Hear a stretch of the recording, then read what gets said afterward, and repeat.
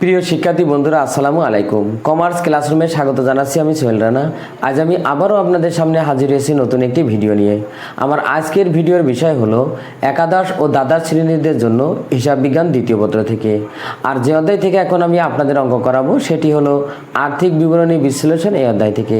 আর যে অঙ্কটি করাবো এটি ঢাকা বোর্ডে 2021 সালে এসেছিল। তো চলুন বন্ধুরা, আমরা অঙ্কটি পড়ে আসি। জনাব সাকিব ও জনাব তামিমের ব্যবসায়ের 2020 সালের হিসাব বই হতে নিম্নলিখিত তথ্য প্রদত্ত হলো।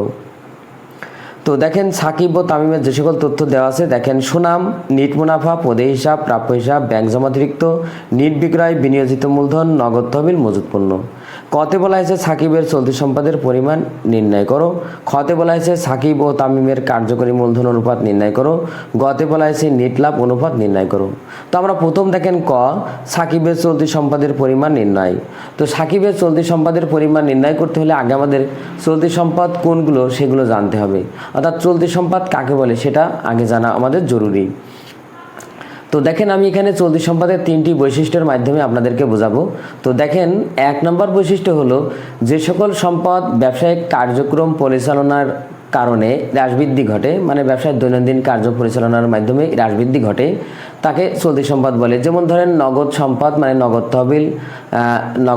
নগদ তহবিল, ব্যাংক জমা, হাতে নগদ ইত্যাদি। 2 নম্বর বৈশিষ্ট্য হলো যে সকল সম্পদ খুব দ্রুতই নগদ টাকায় রূপান্তর হয়ে যাবে, বিশেষ করে 1 বছরের মধ্যে, তাকেও এই চলতি সম্পদ বলা হয়। যেমন ধরেন দেনাদার, প্রাপ্য হিসাব, প্রাপ্য নোট ইত্যাদি।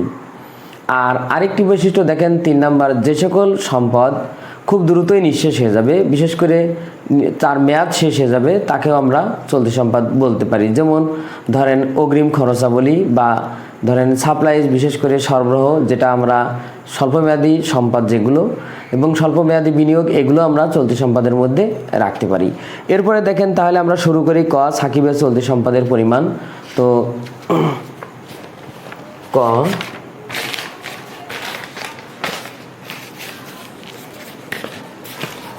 সাকিবের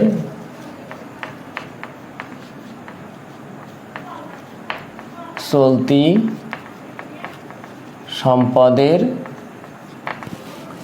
পরিমাণ নির্ণয়।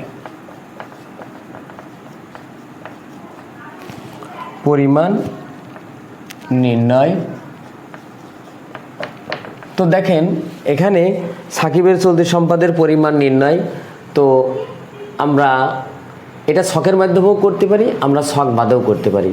তো যদি আমরা ছক বাদে করি তাহলে আমাদের দেখেন সাকিব, শুধু সাকিবের চলতি সম্পদ চেয়েছে, এটা ছক বাদে করলেও হবে। তো আমরা ছক বাদেই করি সাকিবের চলতি সম্পদের পরিমাণ, তাহলে আমরা এখানে আর নির্ণয় লাগবো না, সমান। দেখেন, চলতি সম্পদের মধ্যে আমাদের সুনাম চলতি সম্পদে যাবে না, নিট মুনাফা যাবে না, পদে হিসাব যাবে না, প্রাপ্য হিসাব যাবে। তাহলে আমাদের এখানে প্রাপ্য হিসাব যোগ, এরপরে আসবে ব্যাংক জমাতিরিক্ত যাবে না, নিট বিক্রয় যাবে না, বিনিয়োজিত মূলধন যাবে না, নগদ তহবিল ও মজুত পণ্য। তাহলে আমরা এখানে নগদ তহবিল যোগ মজুত পণ্য, এই হলো আমাদের সাকিবের চলতি সম্পদ। তো দেখেন, আমরা এবার টাকাগুলো লিখি। যে প্রাপ্য হিসাব আমাদের 1,20,000, প্রাপ্য হিসাব আমাদের 1,20,000। এরপরে নগদ তহবিল আমাদের 8,40,000, 8,40,000। আর মজুত পণ্য, নিশ্চয় এটা সমাপনী মজুত পণ্য, এটা আমাদের 80,000। দেখেন, সমাপনী মজুত পণ্য মানে যেটা আমাদের দ্রুতই আমরা এটা বিক্রি করে ফেললে আমাদের নগদ টাকায় রূপান্তর হয়ে যাবে, কিন্তু যতক্ষণ এটা বিক্রি না হচ্ছে ততক্ষণে এটা আমাদের কাছে চলতি সম্পদ। এবার দেখেন, তার মানে এটা আমাদের দ্রুতই নগদ টাকায় রূপান্তর হয়ে যাবে, আর এই 3টা যোগ করলে আমাদের আসবে 10,40,000। তার মানে 10,40,000 টাকা। এইটা হলো আমাদের সাকিবের চলতি সম্পদের পরিমাণ। খতে বলা হয়েছে কার্যকরী মূলধন অনুপাত। তো দেখেন, কার্যকরী মূলধনের অনুপাত দিয়ে আমরা সূত্র আকারে পরে সাকিব ও তামিমের, তাহলে আমরা সহজে আমরা করি। প্রথমে খ, দেখেন আমরা লিখব সাকিবের ও তামিমের কার্যকরী মূলধন অনুপাত। তো আমরা লিখি সাকিবের কার্যকরী মূলধন অনুপাত সমান সাকিবের কার্যকরী, আপনি ছকে করলেও হবে, তো আমাদের এখানে ছকে করার প্রয়োজন আমি মনে করছি না। কার্যকরী মূলধন অনুপাত। তো দেখেন সাকিবের কার্যকরী মূলধন অনুপাত মানে আপনাদের এখানে কার্যকরী মূলধন আমরা উপরে দেব কার্যকরী মূলধন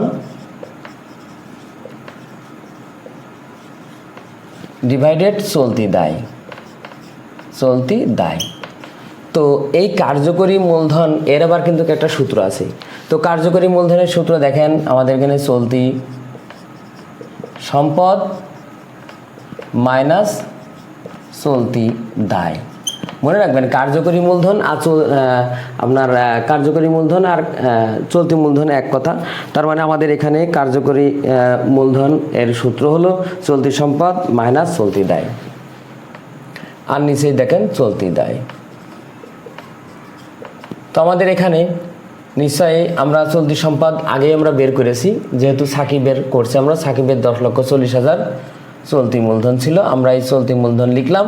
আর চলতি দায় কিন্তু আমাদের এখানে দেওয়া নেই, তাহলে আমাদের এখন চলতি দায় বের করে নিতে হবে। তো আমরা এখানে দেখেন আমরা যখনই অঙ্ক করব তখন আমরা একটা নোট লিখব। আমরা নোটটা নিচেই লিখি, এখানে সাকিবের মানে আমার যেটা প্রয়োজন সেটা আমরা নোট আকারে বের করে নেব। সাকিবের চলতি দায় সমান সাকিবের চলতি দায়ের মধ্যে কি কি আসবে দেখেন। চলতি দায়েরও সংজ্ঞা আছে, আমি একটু বলি আপনাদেরকে বোঝাই। যে সকল দায় 1 বছরের মধ্যে নিঃশেষ হবে, বিশেষ করে মানে পরিশোধিত হবে, সেই সকল দায়কে আমরা চলতি দায় বলি, যেমন পাওনাদার, বকেয়া কোনো খরচ ইত্যাদি। তো দেখেন আমাদের এই অঙ্কে আছে এখানে পাওনাদার বা পদে একই জিনিস, তার মানে এখানে আমাদের পদে আসে 4,80,000, তাহলে এই 4,80,000 বসবে। এবং ব্যাংক জমাতিরিক্ত মানে ব্যাংক থেকে আমরা যে টাকা জমা আছে তার অতিরিক্ত যে টাকা তুলে এনেছি তাকে ব্যাংক জমাতিরিক্ত বলা হয়, এটাও আমাদের চলতি দায়, কারণ এটা আমরা খুব দ্রুতই পরিশোধ করব। তো দেখেন এই ব্যাংক জমাতিরিক্ত এবং পদে এই দুইটাই আছে, তার মানে 4,80,000 আর 1,60,000। তো আমরা এখানে প্রদেয় হিসাব যোগ ব্যাংক জমাতিরিক্ত,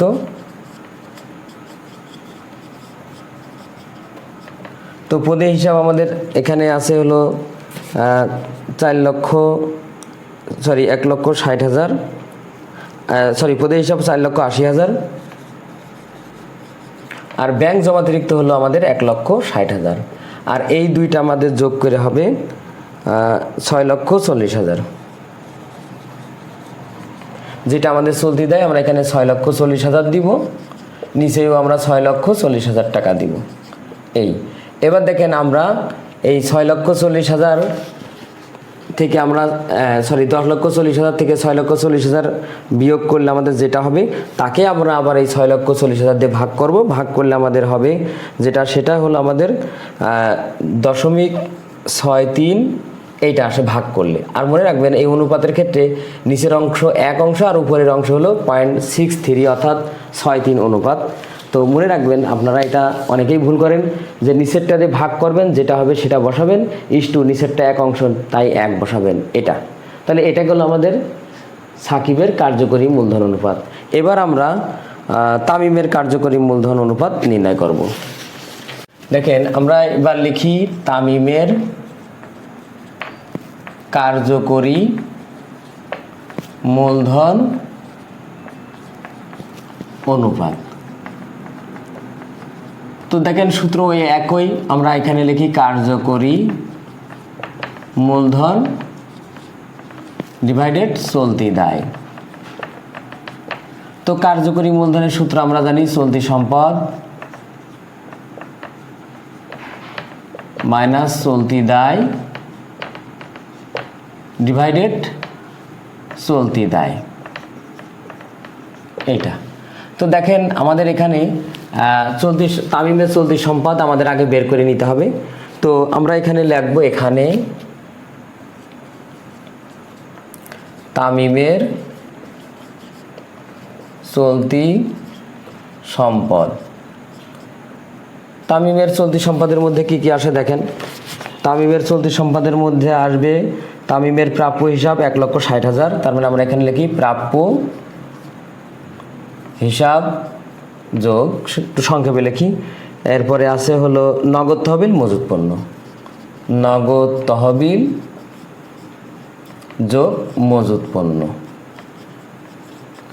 এবার দেখেন প্রাপ্য হিসাব আছে, তামিমের প্রাপ্য হিসাব হলো 1,60,000। তো আমরা এখানে লাগবো প্রথমে 1,60,000। আর নগদ তহবিল আছে হলো 11,84,000, 11,84,000। আর মজুদ পণ্য আছে হলো 96,000। এই তার চলতি সম্পদ। আর এই তিনটা টাকা যোগ করলে আসবে 14,40,000, 14,40,000। আমরা ঠিক এখানে চলতি সম্পদে 14,40,000 টাকা বসালাম, মাইনাস চলতি দায়। দেখেন চলতি দায় নেই, তাহলে এবার লাগবো তামিমের চলতি দায়। তো তামিমের চলতি দায়ের মধ্যে দেখেন ওই একই ব্যাংক জমাতিরিক্ত আর পদেই হিসাব, এই দুইটাই তার চলতি দায়। তো দেখেন পদেই হিসাব আছে হলো 3,20,000।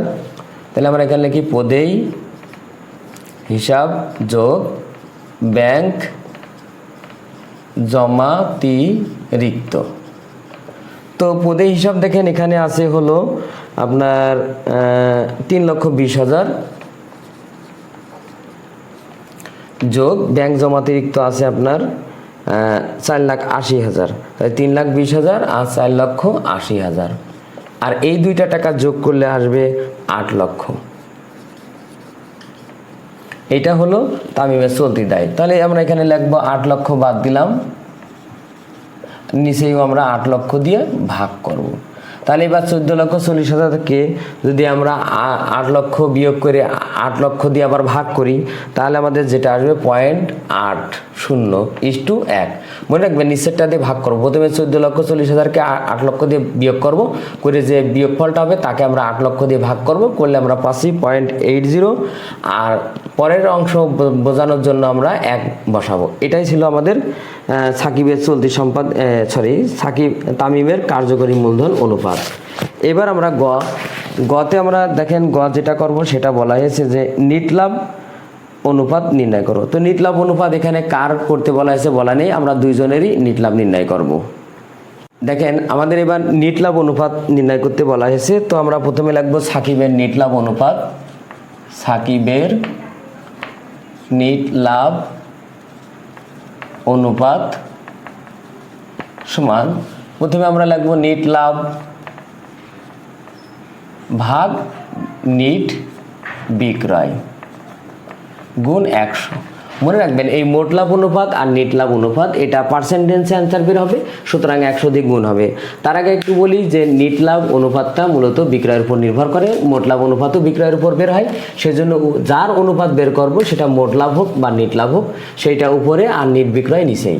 তো দেখেন এখানে আমরা সাকিবের নিট লাভ অনুপাত বের করছি। তাহলে দেখেন সাকিবের নিট লাভ আমাদের কত অঙ্কে দেওয়া আছে, দেখেন 6,40,000। আমরা এখানে 6,40,000 বসাই। আর নিট বিক্রয় দেখেন সাকিবের নিট বিক্রয়ের পরিমাণ দেওয়া আছে 40 লক্ষ টাকা। তাহলে আমরা এই 40 লক্ষ টাকা নিচেই বসাবো। আর এবার দেখেন আমাদের এই 40 লক্ষ টাকা দিয়ে যদি 6,40,000কে ভাগ করি, আর ভাগ করে যদি আমরা 100 দিয়ে গুণ করি, তাহলে আমাদের যে অ্যান্সারটা হবে সেটা হলো 16%। তার মানে সাকিবের নিট লাভ অনুপাত 16%। এবার আমরা বের করব তামিমের নিট লাভ অনুপাত। ওই একই সূত্র, উপরে আমরা লিখব নিট লাভ, নিচেই নিট বিক্রয় গুণ 100। তো এটা যেহেতু তামিমের নিট লাভ অনুপাত, তার মানে তামিমের নিট লাভ আমরা দেখি 4,80,000। আমরা উপরে লিখব 4,80,000 আর নিচেই লিখব নিট বিক্রয় আমাদের যেটা দেওয়া আছে 64 লক্ষ। তাহলে আমরা 64 লক্ষ আমরা বসাই আর গুণ 100। এবার দেখেন এই 4,80,000কে 64 লক্ষ দিয়ে ভাগ করব, আর 100 দিয়ে যদি আমরা গুণ করি, তাহলে আমাদের যেটা আসে সেটা হলো কি 15। আর আমরা অবশ্যই পার্সেন্ট উল্লেখ করব।